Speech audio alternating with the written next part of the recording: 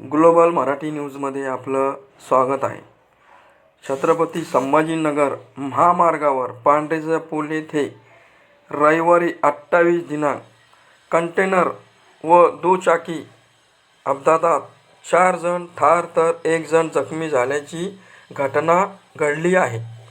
अपघातात आई-वडिलांसह 2 भावंडांचा मृत्यू झाला आहे. मृत्यू झालेले सर्वजण पारनेर तालुक्यातील वडगाव सावताळ येथील रहिवासी आहे.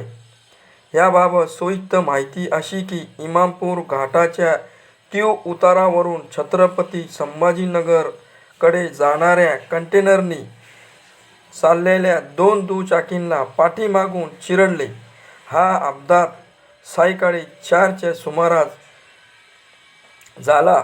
मोपेड दुचाकी तसेच दुसरी दुचाकी या गाड्यांना पाठीमागून जोराची धडक देण्यात आल्याने भीषण अपघात घडला.